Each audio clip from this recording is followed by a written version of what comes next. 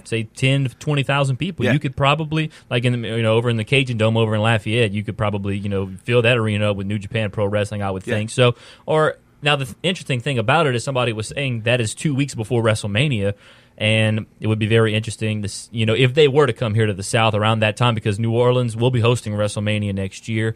They're going to have this show 2 weeks prior over at Long Beach. So it'll be interesting. I think they're going to draw a good crowd. Whether or not they sell out that arena will remain, I think, a mystery, because I'm looking on Reddit and people are debating, man, it would be cool if they can fill that arena up. So I don't think they know for sure if they're going to fill that arena up, but it's a nice little benchmark. Considering their G1 special back in July, they had an arena of about 2,500 people, and they came close to really filling that up. I don't know. They might have filled it up. But it'll be a nice measuring stick to use to see if they can fill up this somewhat bigger arena. Definitely. And, you come to the South, and you got Cody, you got the Young Bucks, and you got Omega on the same card. You're filling up a building. There's the layout of the show. I've been holding on to it. I realized you didn't. I don't think you had it in front of you, so... All right, let's go ahead and move to Raw and SmackDown. Raw and SmackDown, absolutely. This past week, Raw, the results. Let's see, I got them right here. All right, so it was the return of Raw Commissioner Stephanie McMahon. She had a huge announcement, basically telling Kurt Angle, you're going to be the captain of the Raw team, which means we get to see Kurt Angle wrestle again. And before I move on real quick, very interesting, because about a month ago, I remember reading an article. There was no plans of Kurt Angle ever wrestling at all this calendar year, and all of a sudden we see him replace Roman Reigns with the Shield at TLC, and then now he's going to be the captain of Team Raw. What would you think about that? Well, around Thursday or Friday last week, PW insider Mike Johnson actually broke the story, saying that Kurt was definitely in the next pay-per-view. He didn't know what capacity, but he knew he was going to be in the next pay-per-view as a performer. Not just like in the GM status. I tell you what, though, I didn't like the way Stephanie was talking to him. And of course, that's her shtick. But Kurt Angle and his team, they're going to do business. I don't see how SmackDown even holds a candle to the team that they're going to assemble. But we'll just have to wait and see.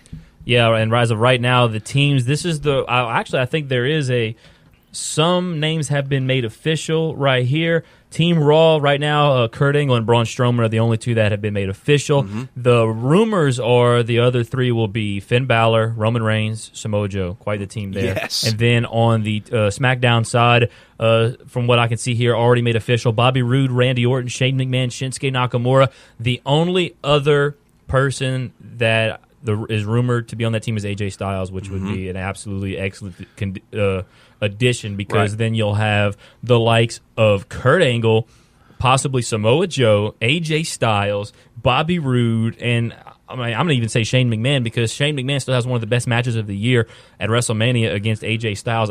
This right here, this is going to be a fun main event for Survivor Series. But right now we're still talking about Raw. A couple of some matches that happened. Nia Jax defeated Bayley to be added to the Raw women's team at Survivor Series. Samoa Joe returned. It was a night of returns, I tell you what. Samoa Joe came back, defeated Apollo Crews. The Miz defeated Matt Hardy in an Intercontinental Championship match to retain the title. Asuka defeated Stacey Cullen. I was watching that match, and I'm like, who is this woman? I didn't know who Stacey Cullen was. I don't know if it was some woman they pulled off the street. Never heard of her or before. I don't know if she came up from NXT. I've never heard of her. But also, let's see. Also, there was a segment, Kane attacked SmackDown General Manager Daniel Bryan. Finn Balor defeated Cesaro. Kane defeated Seth Rollins. Heath Slater and Rhino defeated Luke Gallows and Carl Anderson in an All Hallows Eve trick or street fight. That was somewhat entertaining. I'm not gonna lie. Anderson and Gallows, I wish they would do something better with them. Yes, but they right now they're kind of the comedy act, because a couple of weeks ago they were singing and dancing with Elias. Yeah. So, but I think it seems like they're kind of enjoying it. So hopefully, they can enjoy this for now, and maybe they'll do something good with them later. On a lot of wrestling groups I'm at, people are like, they should go back to New Japan. And this one dude, I wish I had his name in front of me so I can give him props, but he said it so eloquently. I said that wrong. Anyways, he was like, are you crazy? These dudes are making big-time money in the biggest promotion in the world, and they really don't even have to work that much. He was like, you're stupid. They're not going to go back to New Japan. No, I don't think they will. I think, they're – and, I would think as a WWE superstar, you want to be in the main event. You want to be the champion. But they were the champions earlier this year. They went into WrestleMania as the Raw Tag Team Champions. So they've had a run, and sometimes just the way things work out with wrestling, you get your run, then you take a back seat, then we'll get you in a run later. And especially with tag team divisions, I find they do that a lot. Some teams come in and out, especially with the way the tag team division has been in WWE lately. Right. How they have not unified a club in the WWE when you have all the superstars from the club minus Kenny Omega. What are you doing? Why are you waiting? I mean, obviously you've brought back the Shield. Yeah. Right? Well, the Shield was one of the hot, and I don't see why they ever broke up the Shield, because the Shield was as hot. It was very hot whenever Seth turned heel on Dean and Roman. So going down, finishing off the results from Raw, Jason Jordan attacked Elias. That wasn't really a match. Kalisto defeated Drew Gulak in cruiserweight action. Alexa Bliss defended her Raw Women's Championship and retained against Mickie James. God bless her. And then Braun Strowman also returned after being, I don't know if it was impounded in a garbage truck at TLC. He returned, attacked Intercontinental Champion The Miz and The Miztourage. So that is your Raw results. Now your SmackDown results real quick. Shane McMahon also announced himself as team captain of SmackDown Live. Bobby Roode defeated Dolph Ziggler in a 2 out of 3 falls match to qualify for Team SmackDown at Survivor Series. Baron Corbin defeated Sin Cara via disqualification. AJ Styles defeated Samir Singh. Rusev defeated Big E. And Shinsuke Nakamura defeated Kevin Owens to qualify for Team SmackDown at Survivor Series. So right then and there, we have 4 of the 5 for Team SmackDown. We only have 2 officially for the Raw team. But like I said, the rumors are Finn Balor, Samoa Joe, and Roman Reigns. When Roman Reigns ever comes back, hopefully he comes back soon, because I did realize that who was it? Bo Dallas. He came back this week too, and I think he was one of the ones that was affected by viral infection. So hopefully Roman Reigns can come back soon. So we went over the results now. Mm-hmm. So what are we jumping into? So now we're jumping in the hot tag. Yes, hot tag is our segment of the top 5 wrestling stories that we think are the hottest stories in the industry right now. So we're going to quickly go through the top 5, and we're going to expound on our number 1. Mm-hmm. All right, number 5 for me. Wait. I think I need to go first on this, because you have the segue into our next segment. I believe so, yep. All right. So number 5 was something I talked about earlier. Mike Johnson of PW Insider. He's got a great source, because he definitely broke the story about Kurt Angle will return to Survivor Series as a performer. Number 4, Ronda Rousey signed a contract with WWE, and she's training at their facility in Florida. Number 3, WWE is hopeful Roman Reigns will be back in time for Survivor Series. 2, Miz drops the F-bomb on Baron Corbin on scathing promo. And my number 1 story is Anthem Sports has split ways with Jeff Jarrett. They're Splitsville. Wow. They said, get out of here, you moron. We don't need you. We don't want you. So apparently, Jeff Jarrett has been acting extremely weird for the last few months. And it got to the point where they were just like, you know what? Take your stuff and leave. Get out of here. Now, his wife, Karen, still holds an office position there. Supposedly, she's going to be the next one to be kicked out.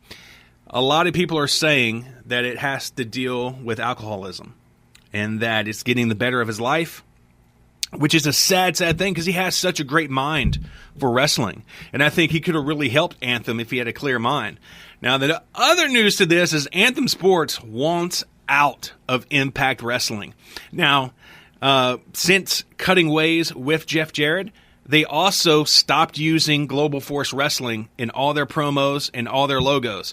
So the word is that it wasn't finished. The deal wasn't finished for them to buy Global Force Wrestling. So looks like Jeff still owns Global Force. They're back to their Impact, but they're looking for a way out. They are hemorrhaging money, they've said, in a press release, and they're looking to sell the company. Wow. I don't even know why you would buy it in the first place, because, you had Dixie. Obviously, her daddy had some deep pockets.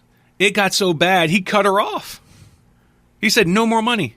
I know you love it. I know it's your passion, but I can't give you any more money. So I don't know how much money they were losing, but to buy that company and think you can turn it around seems foolish. Yeah, it seems like that company has seen better days. So, yeah. All right, my 5 hot tag stories. Number 5, one you mentioned, Ronda Rousey training at the Performance Center. Yes. And we'll talk a little bit more about this in a rumor mill, but maybe she shows up at Survivor Series. I don't know. But she's training right now, and apparently she has signed some sort of deal with WWE. This is all reports, though. Nothing has been announced by WWE or anything, but that would be pretty sweet, I think. I think she would be a great in-ring performer. Number 4, the 25th anniversary of Raw will be January. It's actually the go-home show to the Royal Rumble, so this will be interesting. Shawn Michaels, Undertaker, Kevin Nash are all advertised for this show, so probably the first time that we will see The Undertaker on WWE TV since losing to Roman Reigns at WrestleMania this past year, and maybe he announces a plan to wrestle at next year's WrestleMania. I don't know, because WWE never came out and initially said that he was officially retired. He's believed to be retired by Roman Reigns, so we'll figure that out come January. Number 3, Ric Flair's 30 for 30 is coming out this week. I can't wait for that. ESPN has done a great job of hyping that up with their commercials for that. Number 2, Kurt Angle announced himself Raw team captain. Shane McMahon announced himself Smackdown team captain. That was my number 2. And then number 1, Emma, Darren Young, and Summer Rae all being released. This was somewhat of a shock. Maybe not so much Darren Young and Summer Rae, but a big shock for Emma because, you know, it seemed like she was getting a push. She was facing Asuka, basically giving Asuka her debut match on the main roster. And, I mean, it was a good match. I was very impressed by both Asuka and Emma, and then they fought again on Raw. Emma gave her another run for her money. They put on some good matches, and then all of a sudden, I think it was Tuesday or Wednesday, Emma's released. Now, reports are coming out that, you know, the whole Emmalina thing earlier this year failed, and it lasted literally 5 minutes, because I remember she came out something about you want to see Emmalina, or you've seen the transformation to Emmalina, now you get to see the transformation back to Emma, and then she went backstage and everybody was like, wow. And I think that happened back in like maybe January or very early this year, and it was the early candidate for worst segment of the year. So she had the stupidest accent. Yeah, that's them Australians for you. But she, went back to Emma and has this new thing, that new gimmick with Emma, kind of an aggressive, rough kind of girl, which still looks good. And apparently the report's out now that the fact that she didn't like the Emmalina character, I think Vince wanted the Emmalina character, and Emma didn't like it. He did because he's a perv. Yeah, apparently. They creatively, they did not agree. They clashed. She was very hard to work with, and apparently that is what led to her ultimate release. But it's weird because, the whole Emmalina thing happened way earlier this year, and why did they wait now to just up and release her? I don't know. So that's the report. She was just very hard to work with. But she was very good to look at, so that's what I'm going to miss. I'm going to miss seeing Emma on WWE TV just for the fact that, like I said, she was very nice to look at. So that's really the reports there as to why she got released. Yeah, I was listening to Dave Meltzer the other day, and he said that, obviously he wasn't surprised with Darren Young because of injuries. He said also, most likely it was because of injuries for Emma as well. He said that it had to have been a 11th hour decision to cut Emma, because he said, just like you said, 2 great matches with Asuka. They made her look strong. Why would you not make it a squash match if you're going to cut this girl anyway, right? And just put Asuka that much over. Yeah. But he says most likely it was 11th hour because of the heat she was having with the writers and the agents, the way she botched the Emmalina. They were trying to repackage her. WWE really wanted the Emmalina shtick. She wasn't having it. So he said there's definitely a way back in for her, but it was time for her to leave at that time. Mm-hmm. So we'll see. But just like Neville, just like Austin Aries, she's going to be so hot on the indie scene. Oh, yeah. She's going to be making tons of money. She's only 28 years old. She's got her health back now. She's back from the back injury. She's going to be fine. She is fine. She is very fine. But yeah, she is a very good wrestler. Yeah.